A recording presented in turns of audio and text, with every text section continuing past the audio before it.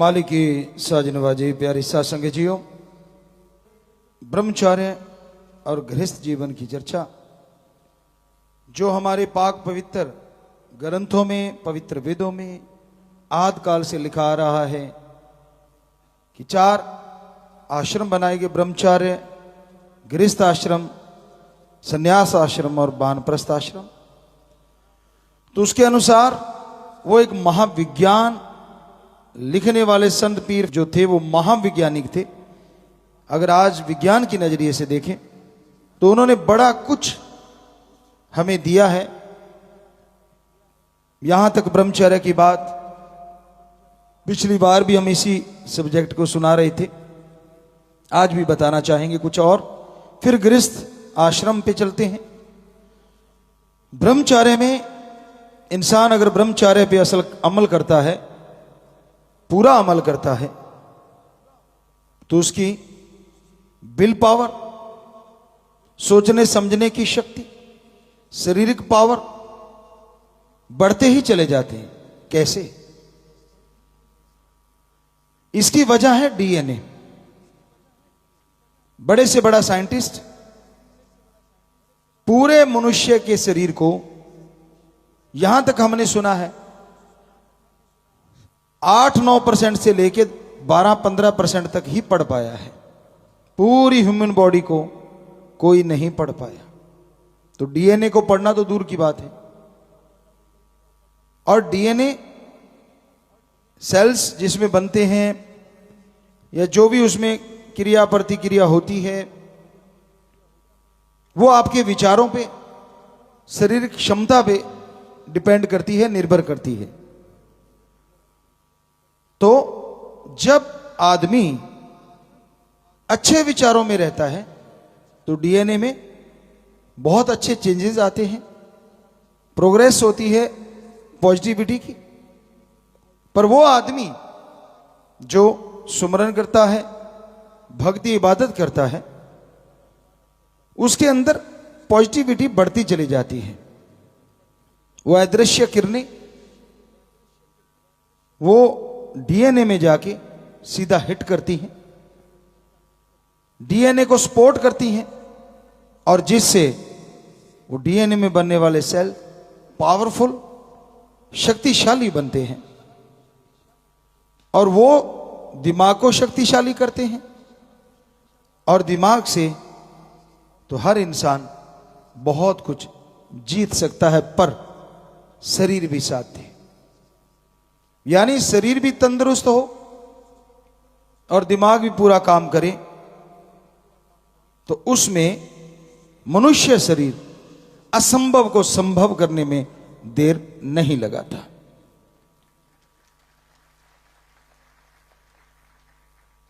कई बार होता है आपके दिलो दिमाग में नेगेटिविटी चलती है, मैं ये नहीं कर पाऊंगा, मुझसे ये नहीं होगा। यह स्थिति होती है जब आपका आत्मबल गिर रहा होता है। क्यों नहीं कर पाओगे आप? बड़े बड़े साइंटिस्ट हुए हैं, बड़े बड़े योद्धा शूरवीर हुए हैं, डॉक्टर हैं। क्या वो जन्म से ही डॉक्टर बन के आए थे? क्या मां के गर्भ से साइंटिस्ट बन के आए थे? क्या मां के गर्भ से प्लेयर बन के आए थे? नहीं ना। तो आप जैसे ही थे। अगर आपका तंदुरुस्त हो, आप सिर्फ मंदबुद्धि को छोड़ के अगर आप तंदुरुस्त हो, तो दिमाग, शरीर लगभग सेम है। थोड़ा पतला मोटा हड्डियों का साइज हो सकता है, अदरवाइज कोई फर्क नहीं। तो इसका मतलब उन्होंने मां के गर्भ से बाहर आके मेहनत करी, पॉजिटिविटी को अपने अंदर पैदा किया। तो उसी तरह आप भी कर सकते हैं। फिर ये क्यों आता है आपके अंदर कि मैं नहीं कर पाऊंगा, मुझसे नहीं होगा, ऐसा हो ही नहीं सकता, कभी नहीं होगा? इसकी वजह वही आत्मबल का गिरना है। और जब आपके विचार ऐसे गिरे होते हैं तो डीएनए में जो सेल हैं वो बहुत वीक बनते हैं, उनमें क्रिया स्थिर होने लगती है और दिमाग में पॉजिटिव मैसेज नहीं जाता। तो इसके लिए सुमरन ओम हरि अल्लाह वाहिगुरु राम का नाम जपो, चलते बैठ के लेट के काम धंधा करते हुए ताकि उस डीएनए में पावरफुल मैसेज आए। और जैसे ही ये पावरफुल मैसेज आएगा तो क्या होगा, आत्मबल बढ़ेगा। और फिर आपकी जुबान पे क्या होगा, कौन सा ऐसा काम है जो मैं नहीं कर सकता। ये विचार आते ही समझ लो आप आत्मबल की तरफ बहुत तेजी से अग्रसर हैं, बढ़ते जा रहे हैं। तो ऐसे विचारों को हमेशा अपने अंदर बुलंद रखने के लिए लगातार मालिक के नाम से जुड़े रहना होगा। वही एकमात्र तरीका है, एकमात्र उपाय है जो आपकी पॉजिटिविटी को कभी खत्म नहीं होने देता। कई बार होता है नौजवान बच्चे बेरोजगार हो गए, टेंशन हो जाती है, तब बहुत ज्यादा भटक जाते हैं। नशे का सहारा लेना, गुंडागर्दी का सहारा लेना, लोग उनका इस्तेमाल करने लग जाते हैं। बच्चों, आपकी अपनी जिंदगी है, फिर गुलाम क्यों बन रहे हो? क्या कहते हैं हमारे धर्म? पवित्र वेदों में साफ लिखा है, सारे धर्मों में लिखा है कि मनुष्य शरीर को जब बनाया गया तो भगवान ने, उस ओम ने, अल्लाह वाहिगुरु गौड़ खुदा रब ने सारे देवी देवताओं को बोला इस शरीर को नमस्कार करो। पूछा गया क्यों करें हम? तो जवाब मिला यही एकमात्र ऐसा शरीर है जो 84 लाख शरीरों में सर्वश्रेष्ठ अति उत्तम है, क्योंकि इस शरीर में आत्मा आके और चीज छोड़ो, अगर मुझे भी देखना चाहेगी तो मैं मृत्यु लोक में जाके उसे दर्शन दूंगा। तो आपका शरीर कोई आम शरीर नहीं है, बहुत ही पावरफुल है। आप यकीन नहीं आता, हाथी को इशारों पे नचा लेते हैं आप, सूंड जितनी ताकत नहीं आप में। अगर वैसे कैलकुलेट करके देख लो, सूंड के बराबर पावरफुल नहीं है बड़ा पहलवान भी, इतनी पावर है उसमें। पर आप उसके ऊपर बैठ के आराम से सफर भी करते हैं कब से, और उसको कंट्रोल करते हैं गाड़ी की तरह, जिधर मर्जी ले जाओ। फिर कहते हैं मांसाहारियों में शेर घातक है, बड़ा खतरनाक है, पर आज आदमी ने उसके भी नकेल डाल रखी है। सर्कस में आपने देखा होगा कैसे नाचते हैं उनके इशारों पे। तो इंसान सर्वश्रेष्ठ है भगवान की तरफ से। पर ये नेगेटिविटी बोलना, कहना क्यों बढ़ता जा रहा है? इसके पीछे सिर्फ और सिर्फ एक ही कारण है, और वो है रुपया पैसा, नंबरों की होड़। रुपए पैसे के लिए आदमी के लिए बुरा सोचता है, गलत करता है, और इस रुपए पैसे की वजह से जो बच्चे बेरोजगार हैं उनको कोई गुमराह कर लेता है, अपने साथ चलने के लिए मजबूर कर देता है। हे बच्चों, सोच के देखो, भगवान ने आजाद शरीर दिया, सर्वश्रेष्ठ शरीर दिया, तो क्या गुलामी करने के लिए दिया है? नशे की गुलामी करते हैं आप। धन दौलत जमीन जायदाद किसी के पास ज्यादा हो उसकी गुलामी करने को तैयार हो जाते हैं।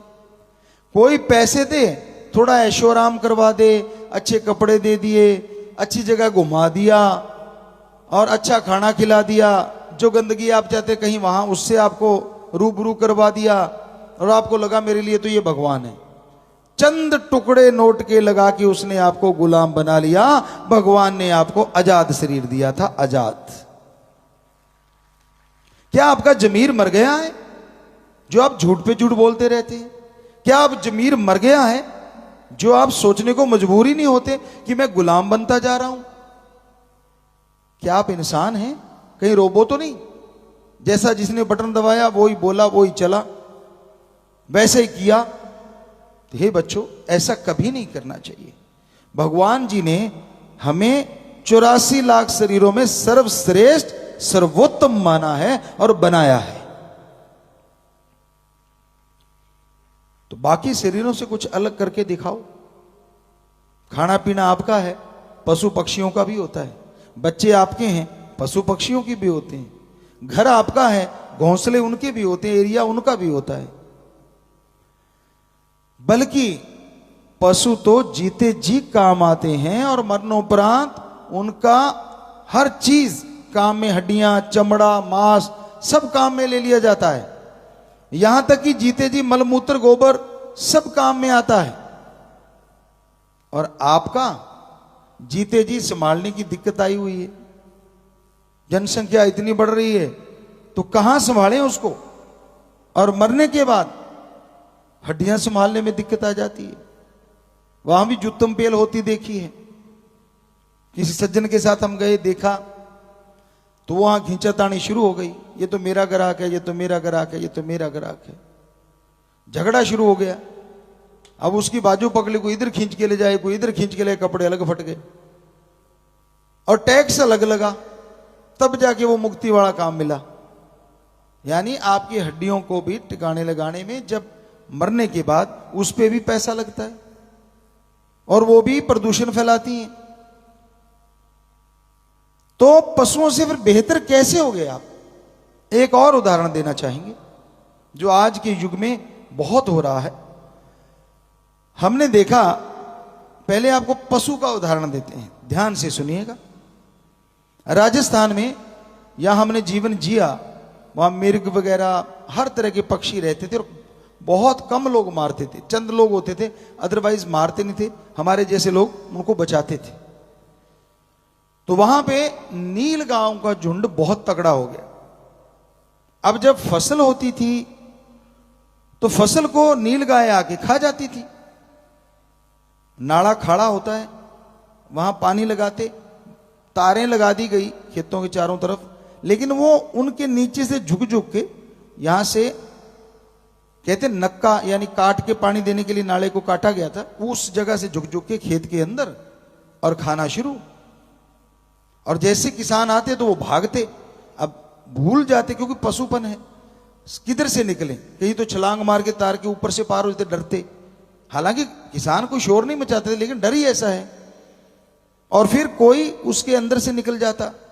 तो ऐसे ही हम एक बार खेत में गए तो वो नील गाय ने जंप मारा और उसके गले की साइड में तार लग गई। अब दर्द बड़ा हुआ उसे, ये देख के ब्लड गिर रहा है, बूंदें गिरती जा रही थी। तो शाम का समय था और हमने टीले थे वहां उस समय खेतों में, तो हमने धीरे धीरे टीलों के पीछे पीछे पीछे पीछे उस ब्लड का पीछा किया। तो आगे क्या था, टीलों के नीची जगह होती है, राजस्थान में बोलते हैं झोंक। ये टीला और ये टीले की झोंक है, नीची जगह। तो चुपके से देखा तो जिसके चोट लगी थी, ब्लड निकल रहा था, वो खड़ा हुआ था, टीले के ऊपर थे हम, वो नीची जगह पे थे।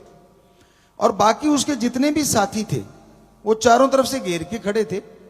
और एक हो सकता है उनका डॉक्टर हो, ये तो राम ही जाने। वो गया और जीभ से लिपापोती शुरू कर दी। यहां से ब्लड निकल रहा था क्योंकि उसकी खुद की जीभ नहीं जा रही थी, तो आराम से ऐसे खड़ा है और वो जीभ से चाट रहा है। और चाटते चाटते चाटते चाटते कुछ ही देर में ब्लड बंद हो गया। ये राम जी ने हो सकता है उनको कोई ऐसा दे रखा हो। और उसके बाद वो अपना चल दिए जब उनका साथी ठीक हो गया। तो ध्यान से सुनिएगा, ये है पशु। अब जिसे कहते हैं आदमी और सर्वश्रेष्ठ, इसकी भी आंखों देखी सुनाएंगे आपको। हमने देखा कि एक बच्चा तड़फ रहा है बुरी तरह से, बुरा हाल है। ये हरियाणा का शायद तितरम मोड़ था या हमें ख्याल में नहीं आ रहा। हम सत्संग करने जा रहे थे तो कोई गाड़ी नहीं रुक रही थी।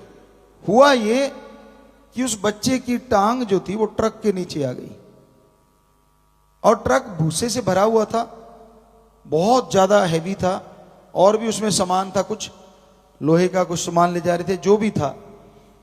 तो वहां से लोग देखते और निकलते थे, साइड पे था वो ट्रक, तो ऐसे निकलते जा रहे थे और वो चिल्ला रहा था।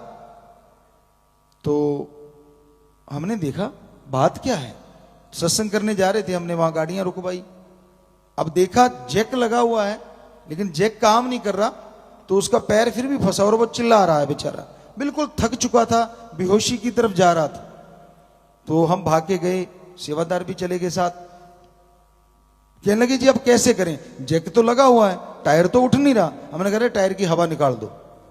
वो टायर की हवा निकाली, टायर अब ऑटोमेटिकली ऐसे किया, उसका पैर नीचे से निकल गया, उसका इलाज करवाया। तो थोड़ा सा इस बात पे आप ध्यान देना, पशु के चोट लगी, पशु इकट्ठे हुए, उसका इलाज कर दिया। अब आदमी के चोट लगी गाड़ियां धीरे हो रही थी, उसको देख रही थी, और एक्सीलेटर। और आज के दौर में और भी देखा, वीडियो बनाते हैं तड़फते की, मतलब घायल की, पता नहीं क्या उनको मजा आता है। अरे इतनी देर में तो तू उसे हॉस्पिटल में छोड़ा था, तेरी वजह से एक जान बच जाती, क्या कर लेगा तू वीडियो बना के ऐसा करके। तो अब आप ही बता सकते हैं, पशु बेहतर है या आदमी आज के दौर का? हमारी निगाह में तो आज पशु आदमी बना हुआ है, और आदमी पशु प्रवृत्ति के नजदीक जाता जा रहा है। तो फिर आपको श्रेष्ठ क्यों कहा गया? क्योंकि आप अच्छे कर्मों में चरम सीमा तक पहुंच सकते हैं। आप राम का नाम लेके, ओम हरि अल्लाह वाहिगुरु का नाम लेके उसके दर्शन कर सकते हैं, और उसकी भक्ति इबादत करते हुए आप आगे बढ़ सकते हैं। तो इस तरह से बच्चों, किसी का खिलौना मत बनना, सेल्फ कॉन्फिडेंस रखो, आत्मबल रखो, आत्म सम्मान के साथ जियो।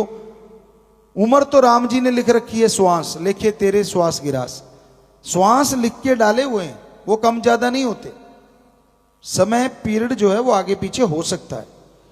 तो आप जब तक मालिक ने लिखी है, आत्म सम्मान के साथ, बिना किसी गुलामी के, किसी भी चीज का गुलाम होना ही नहीं चाहिए।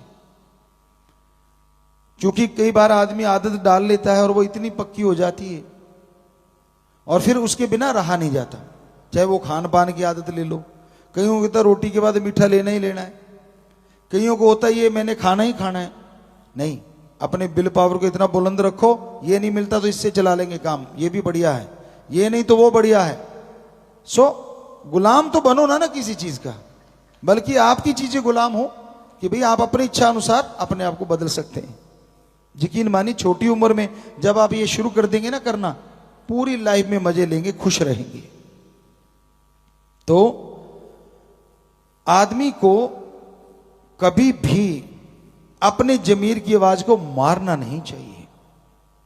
कई बार जमीर की आवाज को लोग खत्म कर देते हैं। झूठ बोलना, कुफ्र तोलना, बातों का गलत मतलब निकालना, और उसका कारण क्या होता है? माया रानी, बुरा ना मनाना। अदरवाइज जमीर कहां मर गया इंसान का? वो सच बोलने से डरता क्यों है? किस लिए? हर आदमी कर्म करने का तरीका होता है। आप बच्चे हैं, पढ़ते लिखते हैं, स्कूल जाते हैं, कॉलेज जाते हैं। दुकानदार हैं, वो क्या करेगा? दुकानदारी का काम। अब जिम्मेदार हैं, वो जाके किसान हैं, वो अपने खेतों में अपना काम करेंगे। बिजनेसमैन, व्यापारी अपने व्यापार में जाएगा। तो अपने घर से इस तरह से हर कोई काम करने जाता है, क्योंकि वो घर का मुखिया है, उस पे सारे घर के खर्चे टिके हुए हैं, सारे घर की आमदन टिकी हुई है।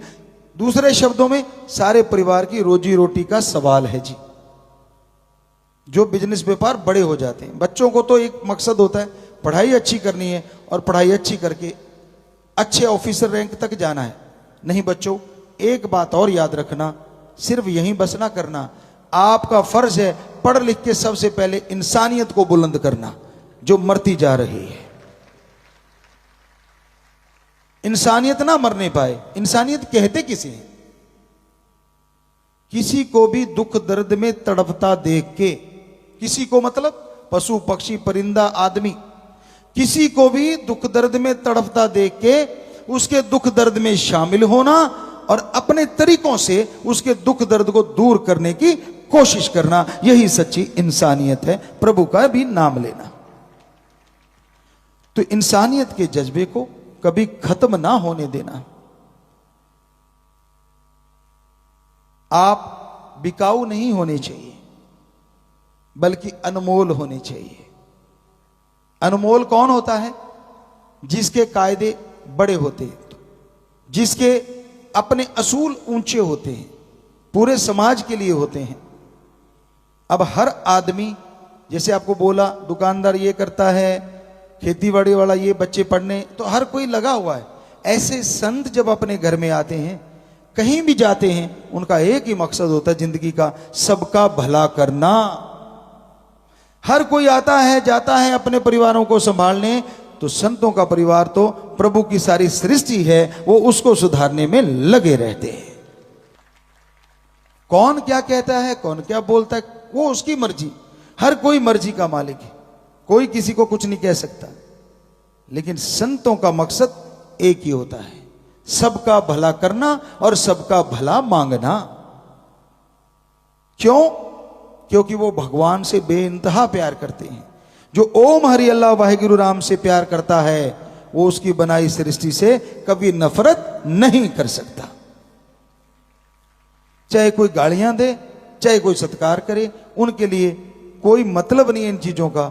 उनका मकसद सबका भला करना है और सबको हाथ जोड़ना होता है कि भला आप भी करो, चलो समाज में मिलके चलें, पूरे समाज की सफाई करें, पूरे समाज में से बुराइयां निकालें, पूरे समाज की गंदगी को दूर करवाएं, सारे मिलके। तो यकीन मानो आप सबको वो असीम सुख मिलेगा, परमानंद मिलेगा, जिसकी कल्पना नहीं की जा सकती। तो ये ब्रह्मचर्य में सीखने के लिए बहुत ही जरूरी है। छोटी उम्र में इन बातों के आप धनी बन जाओ। यकीन मानो अपने आत्म सम्मान के लिए जीना कोई गलत जीना नहीं है, लेकिन यह मत सोचो कि हार गए तो सब कुछ ही चला गया। जी नहीं, जिंदगी में हार आएगी नहीं तो जीत की खुशी कहां से हासिल कर लोगे? जिंदगी में दुख आएगा नहीं तो सुख कैसे मिलेगा? कैसे महसूस होगा सुख क्या होता है? तो ये ईश्वर ने, भगवान ने ये गहने बनाए हैं कि दुख और सुख आता जाता रहता है। परमपिता शास्त्राम जी दाता रहबर ने एक भजन भी बनाया है कि सुख दुख दो गहने हैं जिसे हर जीव पहने हैं। कि ऐसा सुख का आना दुख का जाना, या सुख का जाना दुख का आना, ये लगा रहता है लाइफ भर।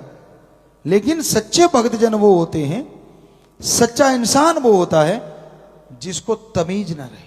खुशी में इतने ना उछलने लग जाओ कि जब दुख आए तो संभाले ना संभले और बीमार पड़ जाओ, और दुख में इतने बीमार मत पड़ो कि जब सुख आए तो आप उठ ही ना पाओ और उसका स्वागत कर ही ना पाओ।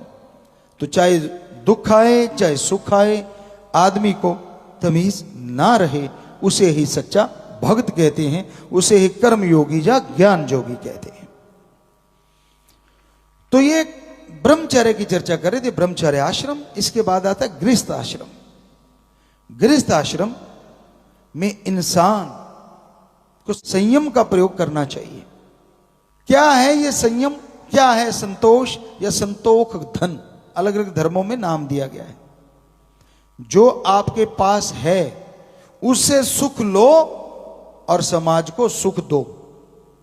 आपके पास जो नहीं है उसके लिए कड़ा परिश्रम, मेहनत, हक हलाल, दशानुआदि कीर्त, हार्ड वर्क करो और राम का नाम जपो। तो यकीन मानो नहीं है वो भी आ सकता है, पर जो है उसका सुख तो ले लो और समाज को दे दो। इसी का नाम संतुष्टि है, इसी का नाम संतोष धन है। संतुष्टि का मतलब ये नहीं होता कि हाथ पे हाथ धर के बैठ जाओ, जी नहीं। कर्म करते जाइए लेकिन ज्ञान जोगी बन के। बिना ज्ञान के कर्म अधूरा है। कर्म तो सारे ही करते हैं, जैसे आपको कल परसों बताया था, अब बकरी का गला काटता है वो भी कर्म है। कर्म का मतलब काम धंधा करना, कोई भी कर्म, फावड़ा चलाना ये भी कर्म है। किसी को गलत गालियां देता है तो वो कर्म, पर कि वो बुरा कर्म है। तो ये ज्ञान तो होना चाहिए ना, सही कर्म कौन सा और बुरा कर्म कौन सा है। इसलिए ज्ञान जोगी बनो और कर्म जोगी बनो, ये हमारे पवित्र वेदों में लिखा है। और सेम थिंग सारे धर्म में लिखा हुआ मिला। आज अगर साइंस की नजरिए 12,000 साल पुराने तो है ही कम से कम। धर्म की बात करें तो आदकल से चले हुए, आद काल से। तो उनमें जो लिखा है वो बाकी धर्मों में क्या लिखा है? ऐसा ही लिखा है, बिल्कुल ऐसा कि मेहनत की खाओ, अल्लाह की इबादत करो और हक हलाल की खाओ, वही कर्म जोगी और ज्ञान जोगी। दशानुआदि कीर्त करो और वाहिगुरु का नाम जपो, गॉड्स प्रेयर करो और हार्ड वर्क करो। यानी सारे धर्मों में एक ही चीज है कि कर्म जोगी बनो और ज्ञान जोगी बनो। यकीन मानो जिंदगी में सुख आज नहीं तो कल जरूर आएंगे। दुख को देख के घबराओ ना, चिंता ना करो, किस पे नहीं आया, विष्णु जी के अवतार श्री राम जी, अगर वो दृश्य अगर याद करना चाहें आप सोच के देखें, अपने बाप का अति लाडला प्यारा बेटा, पूरे अयोध्या का सबसे प्रिय राजकुमार, और जिसकी घोषणा होने वाली थी कि ये राजा बनेगा, और अगले दिन वो खड़ाऊ पहन के सारा राजकुमार वाला भेष तज के एक सादी धोती में, जिसे कहते हैं लट्ठा खद्दर कहें मलमल कहें, यानी सूती जो धोती पहन के वो जंगलात को जा रहे थे और 14 साल वनवास भोगी। तो आप तो आम इंसान है, डरने की क्या बात। जब संत इतने बड़े बड़े महापुरुषों को नहीं छोड़ा, यहां बस थोड़ा ही ना हुआ, इस समाज ने किसको छोड़ा? सीता माता अग्नि परीक्षा दे दी, कोई छोटी मोटी बात नहीं होती अग्नि परीक्षा, बड़ा मुश्किल है, उसमें से आराम से निकल के आ गई, लेकिन जनता ने नहीं छोड़ा। इतने दिन रावण के पास रह के आइए वो इत्यादि इत्यादि इत्यादि, शोभा नहीं देता हमें बोलना, क्योंकि हम बड़ा सम्मान करते हैं हमारे जितने भी अवतार हैं संत पीर फकीरों का, पर समाज ने कसर नहीं छोड़ी। वो जो एक विष्णु जी के अवतार थे वो भी सोचने को मजबूर हो गए कि मैं राज धर्म निभाऊं या पत्नी धर्म निभाऊं या इंसान का धर्म निभाऊं। तो आखिर उन्होंने फैसला लिया कि नहीं, राज धर्म निभाना ही पड़ेगा, जब पहले मुझे राज के लिए नियुक्त किया गया, क्योंकि कसम दिलाई जाती थी कि अब इस राज्य के राजा हो और सबसे पहले तेरा फर्ज है कि राजा के आपने धर्म का पालन करना है। उनको वो कसम याद आई, तो फिर लगा कि आज लोग बातें कर रहे हैं कि भाई इतने दिन वहां रहने के बाद भी इन्होंने रख लिया, हम कैसे ऐसे करेंगे, क्योंकि किसी ने गलत बोला, 100 चीजें बोली। तो उनको लगा कि अगर राजा की ये इमेज होगी तो बाकी समाज भी बदलेगा। कहीं राम जी को गलत बता देते, अज्ञानी लोग हैं, उन्होंने ऐसी ज्ञान की मर्यादा पुरुषोत्तम, ऐसे ही नहीं उनका नाम पड़ा। जरा सोच के देख लीजिए, कसम खाई थी कि सबसे ऊंचा रहेगा राजधर्म, जिसमें पूरी प्रजा का भला होना चाहिए। तब उन्होंने देखा कि अब अगर मैं सीता जी को रखता हूं तो बड़ा समाज में एक अलग हो रहा है चीज। तो उन्होंने फिर वहीं गुरुकुल में सीता माता को भेजा। आपस में कोई झगड़ा नहीं था, क्योंकि वो लक्ष्मी जी की अवतार थी, तो आपस में कुछ ऐसी चीज नहीं थी, खुशी खुशी वो गए। हालांकि वियोग वो एक अलग चीज होती है, वो अंदर ही अंदर उन्होंने जो सहा वो तो दुनिया ने नहीं देखा, उंगली उठाते तो मिनट मारा, क्या कितना वियोग सहा होगा। उनके बच्चा गर्भ में था, फिर भी उनको जाना पड़ा। तो कहने का मतलब, आम बच्चों ध्यान से सुनिए, सुख दुख आता जाता रहता है।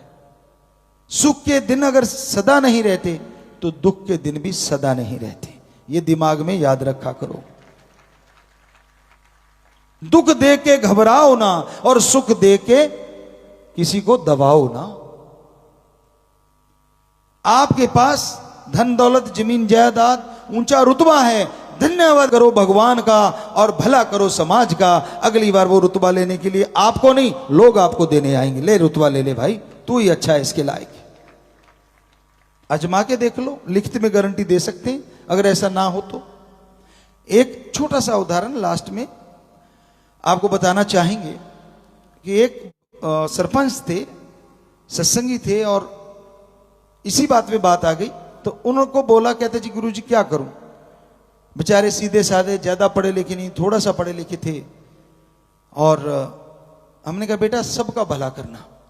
गरीब था, बहुत ही छोटा इंसान, जिसे आदमी आज का समाज कह देता है। हालांकि कोई छोटा बड़ा नहीं होता, हम ये मानते हैं, पर लोग तो कह देते ना ये कमजोर है आर्थिक तौर पे, ये तो बिल्कुल ही भेड़ बकरियां चराने वाला बच्चा था। वो सरपंच बन गया, गांव में उसने अपना घर तक नहीं बनाया, तब एक कमरा नहीं, और पूरे गांव में जो भी कुछ भी आया सरपंच कर सकता था, उसने इतना जोर लगाया।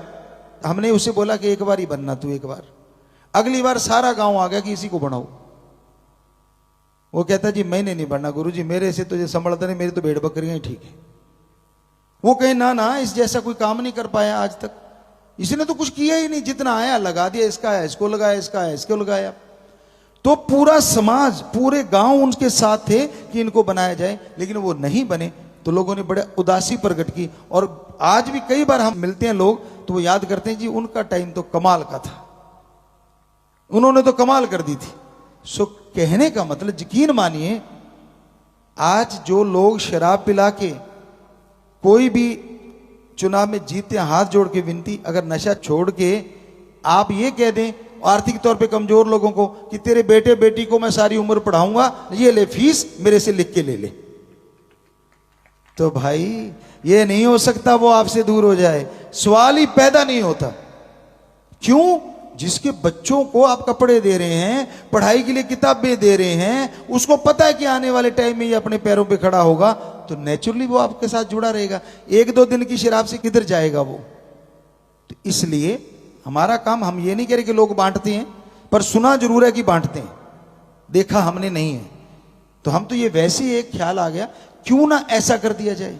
अब बच्चों तक की अगर पढ़ाई का जिम्मेवारी आ गई तो वो गरीब बच्चे आपका गुण गाएंगे। सिर्फ इतना ही नहीं, उनकी मां आपके लिए जो दुआएं देगी, आशीर्वाद देगी, उसे दुनिया की कोई शक्ति रोक नहीं पाएगी। वो आशीर्वाद दुआएं आपको जरूर लगेंगी, ये यकीन मानिए। तो हमारा तो समाज को बताना फर्ज है, हम तो चौकीदार सेवादार हैं भाई। हाथ जोड़ के कहते हैं कि जरूर ऐसा कीजिए, आप अच्छाई को जन्म दीजिए। बूंद बूंद से तालाब भर जाता है। एक बार आप शुरुआत तो करके देखो, ऐसा करके तो देखो कैसा मजा आता है। बहुत सारे सरपंच जुड़े हमारे साथ, उन्होंने बताया गुरुजी हमने ऐसा ही किया, बिल्कुल नशा नहीं बांटा, और समाज ने उनको ऊपर बैठा लिया, अपने सिर आंखों पे बैठा लिया। क्योंकि आज बहुत ही स्थिति भयानक हो गई है। किसी भी स्टेट को ले लो आप, नशे से मरता जा रहा है, भरता जा रहा है। तो भाई गृहस्थ जिंदगी में तालमेल बिठाना जरूरी होता है। कल परसों आपको बताया, पति पत्नी तक की बातें आपको समझा दी। उसके बाद समाज में कैसे विचरना है, अब चर्चा उस पर कर रहे हैं। तो ये समाज का ही एक अंग है जो आपको बोला। घायल को उठा के हॉस्पिटल पहुंचाइए। अब तो सरकार ने भी ये कर दिया कि उनसे पूछताछ नहीं होगी।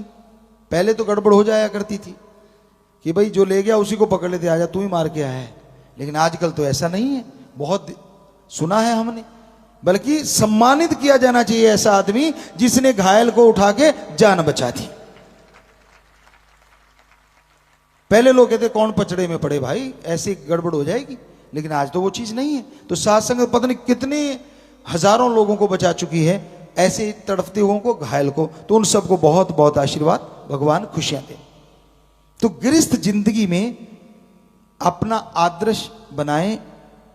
उच्चतम संत पीर फकीर, अवतार महापुरुष, योद्धा शूरवीर, लेकिन दीनता नम्रता के साथ, जो कि कलयुग में खत्म होता जा रहा है। जुबान का जख्म कभी नहीं भरता, तीर तलवार का जख्म भर जाया करता है। इसलिए कड़वा ना बोला करो।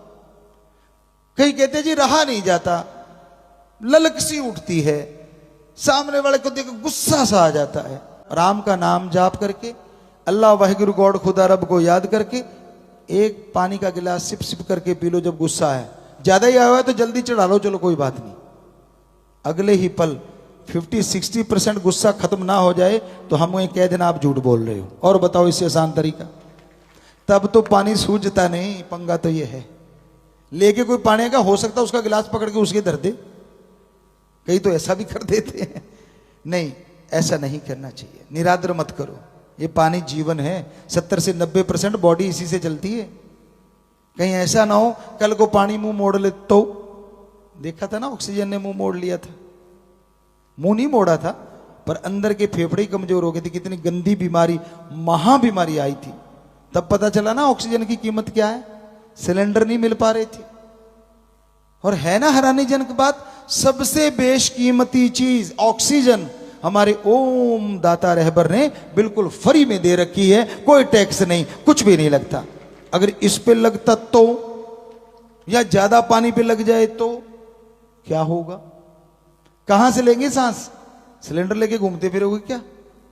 उनकी भी ब्लैक होने लग जाएगी। लोग अपना स्टोर भर लेंगे। मरे मरता कोई अपने वाली ऑक्सीजन रख लो भाई संभाल के। तब किया लोगों ने, बुरा ना माना जिन्होंने किया भाई, सच्ची बात रही नहीं जाती संत से कहे बिना। चाहे उसके बिना काफी लोग गुजर गए।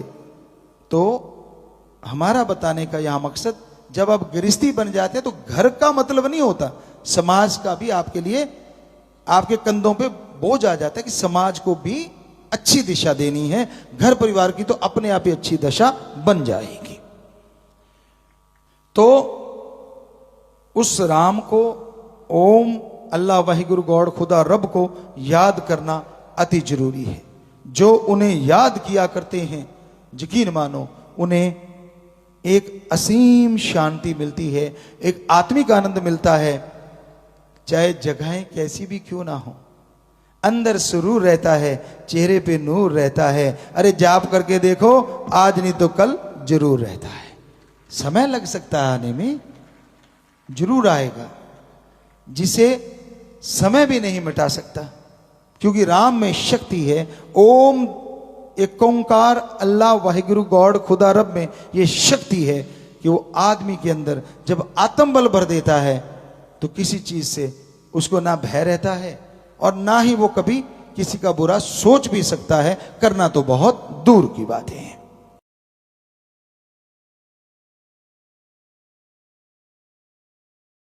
धनन सतगुरु तेरा ही आशा, ऋषु और प्रणव डेनवर यूएसए से।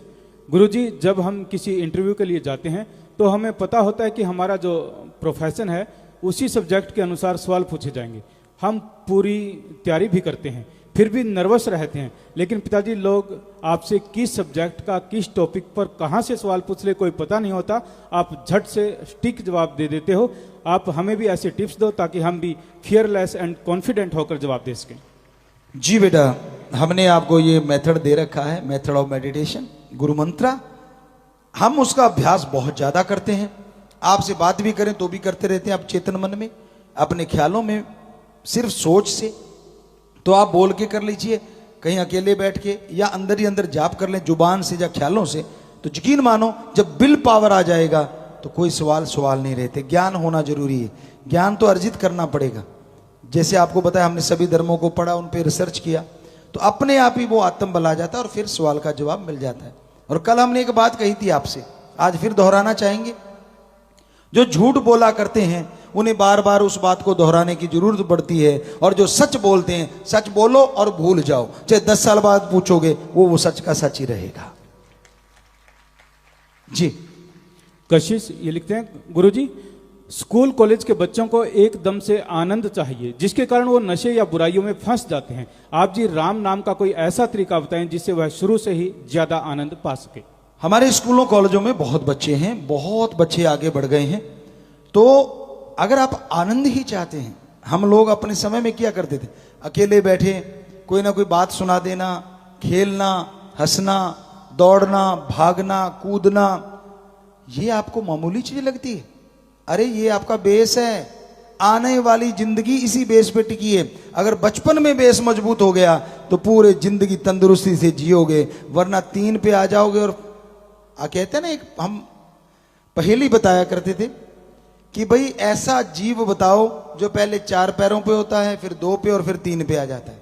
वो आदमी होता है, पहले 4 ऐसे लुढ़कना शुरू करता है, फिर 2 पे रहता है, फिर तीसरी डंगोरी आ जाती, लाठी आ जाती, तो 3 पैर हो गए। तो कहने का मतलब वो 3 पैर नहीं होने चाहिए, जब 2 पे आ गए तो 2 पे ही रहो, जब तक मालिक ले जाता नहीं। तो इसके लिए आपस में बैठ के हंसो खेलो, स्वस्थ मजाक करके हंसो खेलो, और साथ में पढ़ना लिखना भी अच्छा हो जाएगा। क्योंकि जब माइंड फ्रेश हो जाता है, माइंड को एक तरफ से हटा के दूसरी तरफ लगा देते हैं, जब दोबारा उसी पढ़ाई में लगाओगे तो फ्रेश माइंड में ज्यादा चीजें आती हैं, ज्यादा याद होता है। इन्हीं का अगला सवाल है, गुरुजी, आने वाली प्रलय का रूप कैसा होगा? आने वाली प्रलय, जैसे जहां तक हमने सुना, पानी से भी हुई, आग से भी हो चुकी है, पानी से ज्यादा माना गया। तो 5 तत्व, पृथ्वी, पानी, अग्नि, वायु, आकाश, ये प्रलय लाते हैं।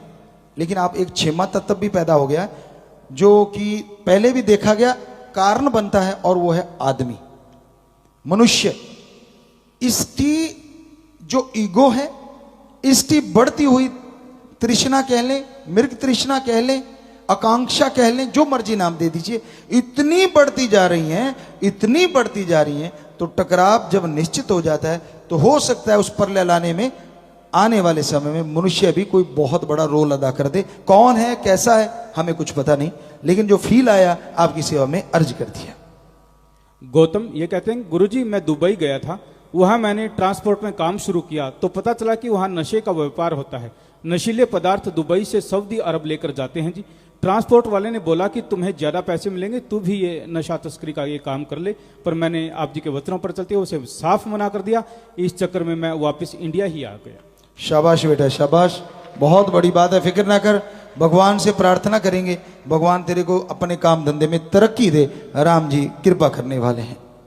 खुशप्रीत, गुरुजी ग्रंथों में एक जगह जिक्र आता है कि जब घोर कलयुग अपने चरम सीमा पर होगा तब विष्णु जी अपने 10वें रूप कल्कि अवतार के रूप में आएंगे और साइंस की दृष्टि से बहुत हाईटेक होंगे।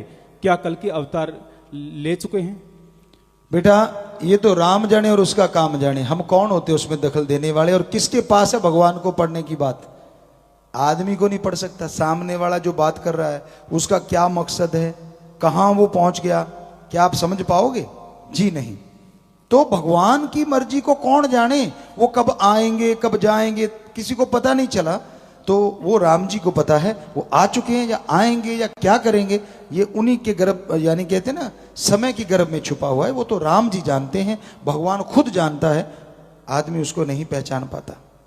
नवजोत इंसान ये लिखते हैं, गुरुजी आप जी ने अवचेतन मन के बारे में फरमाया था कि यह बहुत पावरफुल है, प्लीज इसके बारे में आगे बताएं कि अवचेतन मन से कैसे फायदा लिया जा सकता है। सिक्स सेंस, आज की भाषा में बोले तो सिक्स सेंस, जो अपनी जागृत रखे उसको ये सारी खुशियां मिल सकती हैं जो आपको बताया।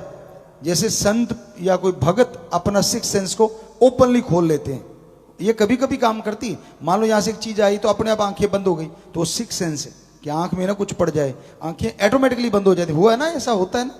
तो वो सिक्स सेंस है जो आपकी हमेशा सचेत करती है आपको। ऐसी संत या कोई उच्च कोटि के भक्त सज्जन जो होते हैं वो ऐसा अपने अंदर एक विल पावर क्रिएट करते कि उनकी सिक्स सेंस हमेशा जगी रहती है, चलती रहती है। तो उसको जगाने के लिए राम का नाम है जी। इन्होंने नाम नहीं लिखा। गुरुजी छोटे बच्चों को भी आज खान पान की वजह से बहुत गुस्सा आता है और हिंसा काफी बढ़ गई है, इसका कोई समाधान बताएंगे? माँ बाप के संस्कार अच्छे हों तो खान पान पे भी कंट्रोल हो सकता है। क्योंकि माँ बाप अगर बच्चे को अच्छे संस्कार देंगे, माँ बाप अगर अपने बच्चे के सामने झगड़ा नहीं करेंगे। आप ध्यान देना, कई बार आप झगड़ पड़ते हो मियाँ बीवी और बच्चे पास में होते, छोटे होते हैं, आपको लगता है इसको क्या पता, अरे अभिमन्यु ने गर्भ में सारा कुछ सीख लिया था। और आज साइंस मानने लगी है कि दिमाग पहले बनता है बच्चे का, फिर बॉडी अपने आप बनती चली जाती है, हमें तो डॉक्टरों ने बताया। तो अगर ऐसा है तो फिर जब बच्चे ने जन्म ले लिया वो तो फिर आपकी सारी बात सुन रहा है और आपको लग रहा है नहीं इसको क्या पता। और जब बड़ा होके वो आप वाले रास्ते पे चलता है तब तक आप थोड़े बुजुर्ग हो जाते, मैंने तो कभी ऐसा नहीं किया, ये पता नहीं किस पे गया है। ट्रेनिंग तूने दी है, गया किसी और पे। तू गालियां दिया करता था। जब बेटा झूठ नहीं बोलना, बच्चा कहता अच्छा पापा, इतने में फोन आ गया, किसका फोन है? बीबी से पूछता है इशारे में, वो कहती बॉस का, ढक के। पहले दूसरे फोन होते थे, हमने देखा आंखों से, ये बड़ा मोबाइल नहीं, हैंडसेट जो होते थे पुराने मोबाइल जो फोन होते हैं, लैंडलाइन कह लो। तो उसने क्या किया, ऐसे हाथ रख के कहती जी आपके बॉस का फोन है। कहता कह दो वो तो घर पे नहीं है। उसने बोल दिया जी घर पे नहीं है। कहते अच्छा जब आए तो बात कराना। कट गया फोन, आपने तो काम चला लिया झूठ बोल के। वो बच्चा क्या क्या शिक्षा ली उसने कि पापा कहते झूठ नहीं बोलना चाहिए, ये तो ठीक है, पर जब जरूरत पड़े तो ठोक दो, कोई हर्ज भी नहीं है।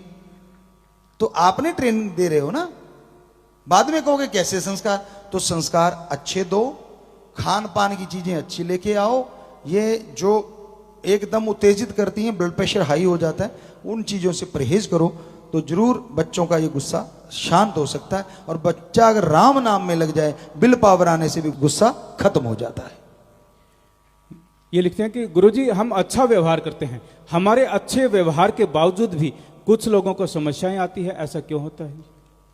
भलाई करने वाले भलाई किए जा, परवरदिगार मिलेंगे तू, राम रास्ते पे चले जा, राम रास्ते पे चले जा। अगर ऐसे सोचने लग गए तो भाई कुछ नहीं कर पाओगे।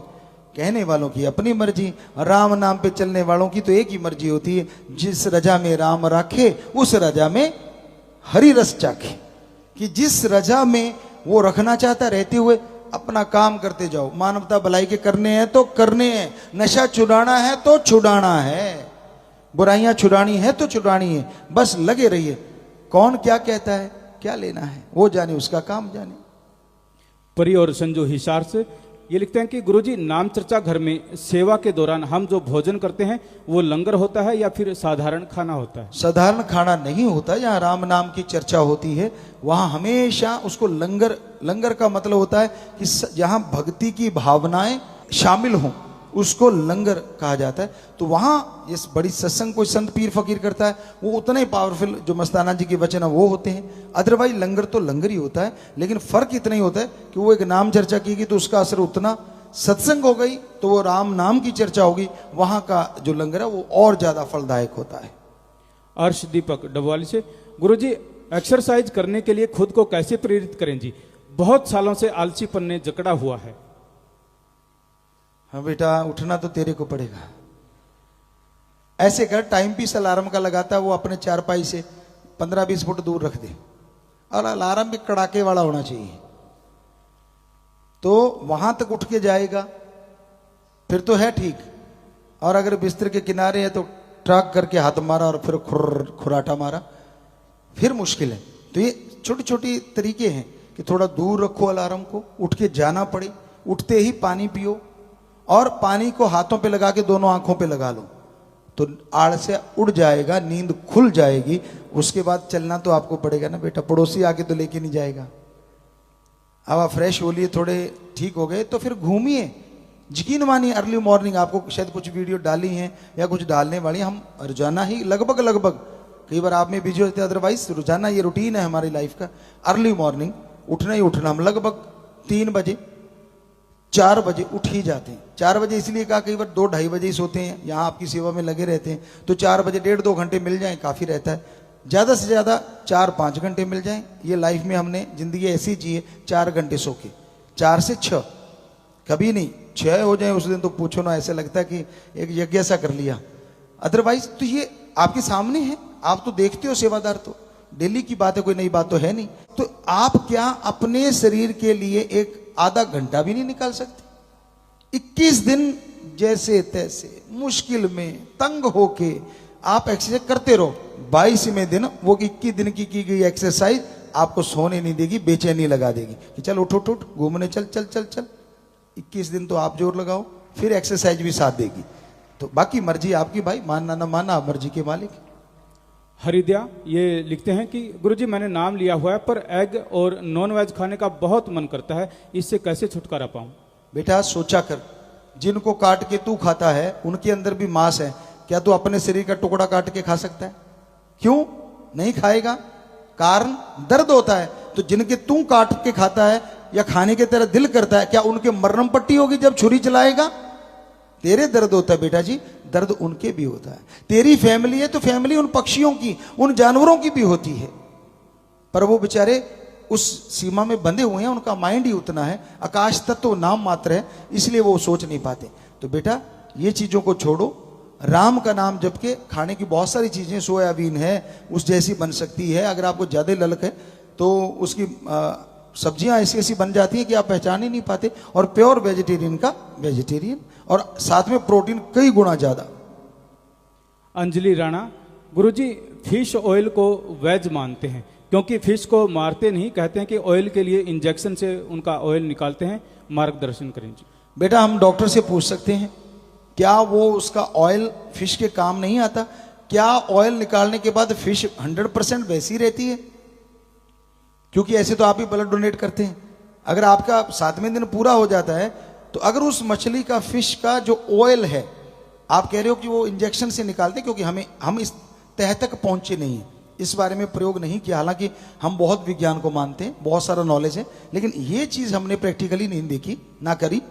तो कोई भी डॉक्टर साहबान या कोई ऐसा साइंटिस्ट, जैसे न्यूजीलैंड से एक बच्चा हमें बताया करता है, अगर उनके नॉलेज में हो कि वो मछली को 5-7 दिन में वैसी ठीक हो जाती है वो ऑयल लेने के बाद, तो कोई हर्ज नहीं। अगर उस मछली पे उसका विपरीत प्रभाव पड़ रहा है तो फिर आपने बहुत बड़ा गुनाह कर लिया।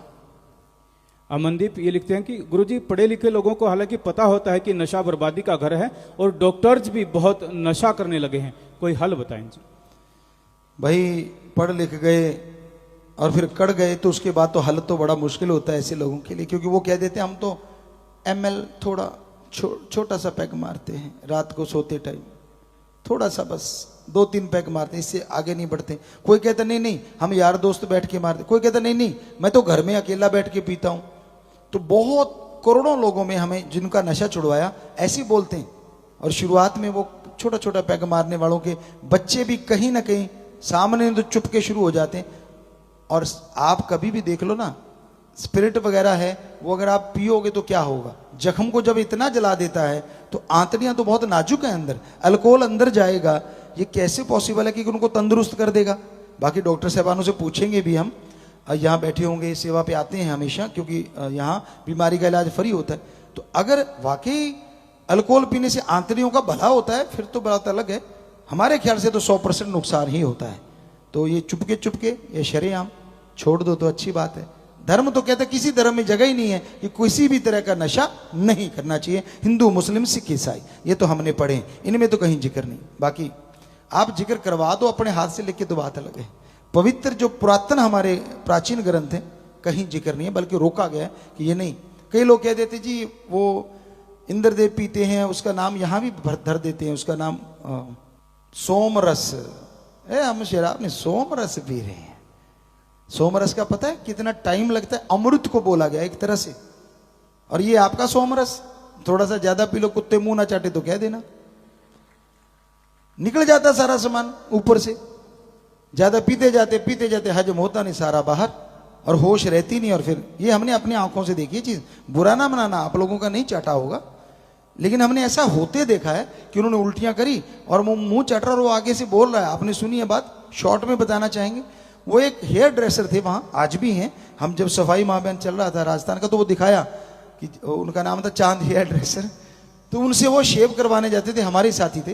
तो नशे में धुत हो लिए, कुत्ते ने अपना काम कर दिया, हम भाग के गए, यार ये तो वही बैठा है गिरा हुआ है जो कहता था हम स्टैंडर्ड के लोग हैं, बड़ी महंगी शराब, मतलब 85 से 86 की बात होगी। और वो कह रहे थे कि जी हमारी जो बोतल आती है पता नहीं उस टाइम के अकॉर्डिंग 5,000 से 10,000 की बोतल पीते हैं हम। ये थोड़ी आपके गांव वाले हम वो रूढ़ी वाली पीते हैं या कुर्डी वाली पीते हैं, हम वो नहीं पीते, हम तो स्टैंडर्ड। उस दिन स्टैंडर्ड बाहर आया पड़ा, जब हम पास गए, कुत्ता मुंह चाट रहा है। और वो सज्जन क्या कर रहे हैं वो भी सुनो। वो चांद हेयर ड्रेसर के एक नाई सज्जन थे, उनका नाम लेके बोल रहे हैं, आगे तो तेरा उस तरह बहुत कटकुट लगाता था, आज बड़ा स्मूथ चल रहा है। और कुत्ते की जीभ तो स्मूथ चलेगी भाई। हमने उसको हिलाया करा, हमने यार क्या कह रहा है, ये तो कुत्ता है। कहते यार हमें देख के बोला, वो टूटी फूटी भाषा में, हम वो एक्टिंग नहीं करना चाहेंगे।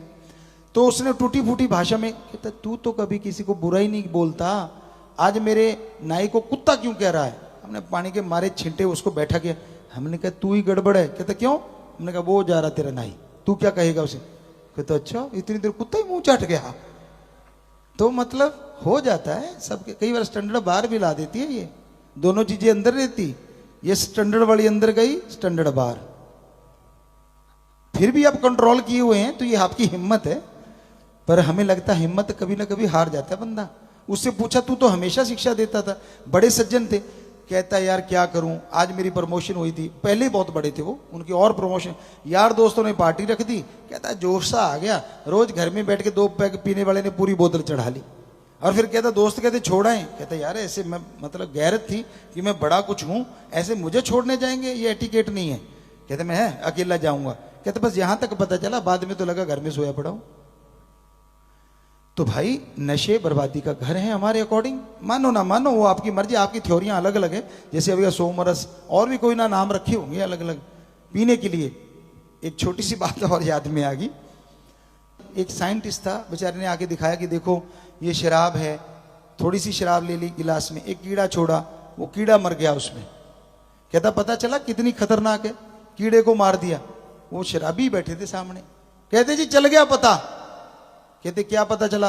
कहता इसको पीने से पेट के सारे कीड़े मर जाते हैं, रोक लो। कैसे कोई रोकेगा।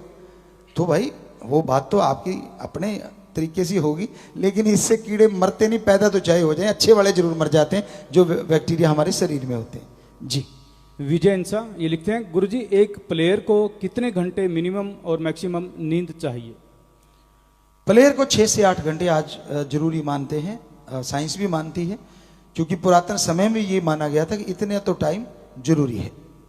ब्रिज किशोर ये लिखते हैं, गुरुजी कभी कभी इंसान को उसकी इंसानियत ही अगर परेशानी का कारण बन जाए तो क्या करेंगे? आज तक ऐसा कभी नहीं हुआ कि इंसानियत कभी परेशानी का सबब बने। आपने टेंशन ले ली होगी, थोड़ी बहुत परेशानियां सच पे चलने वालों को और इंसानियत पे चलने वालों को हमेशा से आती रही हैं। अगर आप में वो हिम्मत नहीं झेलने की तो इंसानियत छोड़ोगे थोड़ा ना। इंसानियत को बुलंद रखो, यकीन मानो वो आई हुई बुराइयां हवा में उड़ जाएंगी और एक दिन जरूर उड़ जाएंगी। संजय सैनी, गुरुजी जितने भी नाम चर्चा घर या डेरे हैं ऑल इंडिया वर्ल्ड में, उनकी एक बुक विद नेम और फोटो होनी चाहिए। अच्छा सुझाव है आपका, जरूर जिम्मेदार नोट कर लेंगे कि एक किताब बनाई जाए विद फोटो, तो अच्छा है। वो बच्चों को कभी उधर जाने का मौका मिलता है तो वहाँ जा सकते हैं। बढ़िया बात कही है, लिख लेंगे, जिम्मेवार इनका काम है भाई। हमारा तो राम नाम, बाकी सब इंतजामात जितने भी होते हैं वो सेवादार जिम्मेवार सारी साथ संगत मिलके ही करती है। गुरजीत, गुरुजी जैसे हम किसी इंस्टीट्यूट से स्टडी कर रहे हैं लेकिन वहाँ पर कोई टीचर अगर कुछ गलत बोलता है आपके बारे तो हमें बुरा लगता है, दुख भी होता है, ऐसी सिचुएशन में क्या करना चाहिए? बेटा शांति जैसा कोई काम नहीं। आपको पता है पीर फकीर से आप जुड़े हैं कि हम तो खुली किताब हैं, सारी साथ संगत जानती है, वरना तो साथ संगत रुकती ना। पर आपको पता है, प्यार से विनम्रता से प्रार्थना कर दीजिए कि सर नहीं, फिर भी नहीं मानते, आप चुप रहिए और जाके सुमन कर लेना 5 मिनट। तेरे कानों में जो बुराई गई वो खत्म हो जाएगी, तेरी भक्ति में दाग नहीं लगता। पर आपा बहस में नहीं पड़ना, झगड़े में नहीं पड़ना। जी आपकी बात बीच में है। अभी वो फिश वाली बात आ गई है हमारे पास और वो बच्चा ऑनलाइन है। उस बच्चे ने लिखा है कि पिताजी फिश के लीवर से ऑयल लिया जाता है जी। ये साइंटिस्ट हैं न्यूजीलैंड में, इसलिए फिश को मरना ही पड़ता है। ये किसने बोला कि उसका फिश का ऑयल निकालने से मरती नहीं? वो कहता नहीं, उसके लीवर से वो निकालते हैं तो वो मर जाती है उसके बाद। तो ये जसप्रीत जी हैं साइंटिस्ट न्यूजीलैंड, बहुत आशीर्वाद बच्चे, भगवान आपको और तरक्की दें, क्योंकि ये रिसर्च करता है, काफी बड़े साइंटिस्ट हैं, लगे हुए हैं लगातार। ये कहते हैं ओमेगा 3 फिश के अलावा प्लांट से भी लिया जा सकता है, और उसमें जैसे अलसी है, चिया सीड हैं या अखरोट हैं, इनमें भी ये पाया जाता है जी। ये भी एक कनाडा से सज्जन ने भेजा, डॉक्टर हैं जो भी हैं, रिसर्च करता है। तो आपने सुन लिया, तो ये हमें भी लगा था ऐसे कैसे संभव है। आदमी है जो खून देने के बाद भी 7वें दिन पूरा करके फिर चलता रहता है। बाकी जीवों में कहाँ है इतनी हिम्मत कि उनकी चीज निकाल लो और वो जिंदा रह जाए। आदमी को देना चाहिए 3 महीने बाद, 2 महीने बाद, जो भी असूल बने हैं उसके बाद ब्लड डोनेट करते रहना चाहिए। तो यकीन मानो पहले से अच्छा आएगा, क्योंकि किसी की जान बचाई वो दुआएं लेके बनेगा। भगवान आपको खुशियां दे। सुखजिंदर ये लिखते हैं कि गुरुजी गरीब लोग जिनको गवर्नमेंट स्कीम का नहीं पता होता, जैसे मुफ्त राशन, पेंशन, फ्री गैस आदि, उन लोगों के डॉक्यूमेंट्स पूरे करवा के डेरा सच्चा सौदा की तरफ से हेल्प करवाई जाए ताकि वो हर गवर्नमेंट स्कीम का लाभ उठा सके। बहुत बढ़िया सुझाव है आपका, और हमारी जिम्मेदार इस बारे में लिख लें। फिर आप देखेंगे कैसे कि हाँ सरकारें जो स्कीमें देती हैं, बाकी गांवों में बहुत लोगों को पता ही नहीं होता कि ये उनके लिए बना दिया गया है, उनके लिए है। तो ऐसे संभव हो सकता है तो जरूर नोट कर लें, ताकि उन तक वो चीजें पहुंच पाएं। करना तो भाई राजाओं का काम है, ये फकीरों का काम तो दुआएं करना है। हाँ, जो उन्होंने लागू कर दी कम से कम उन तक लाभ तो पहुंचे, ये पॉसिबिलिटी है। ऐसा हम लोग सेवा कर सकते हैं, लिख लें, अगर पॉसिबल हुआ तो ये करेंगे। आखिरी पर्ची है जी। गुरुजी आपका जो नया सॉन्ग है मेरे देश की जवानी, ये केवल 2 दिन में ही 72 लाख 7.2 मिलियन व्यूज इसके हो चुके हैं और लगातार बढ़ रहे हैं। सॉन्ग ट्विटर, इंस्टा, फेसबुक पर भी ट्रेंड कर रहा है। इसके अलावा सॉन्ग सावन, गाना, स्पॉटिफाई और विंग पर भी पूरा धूम मचा रहा है जी। आप जी की रहमत है जी, बहुत बहुत आशीर्वाद जी बच्चों।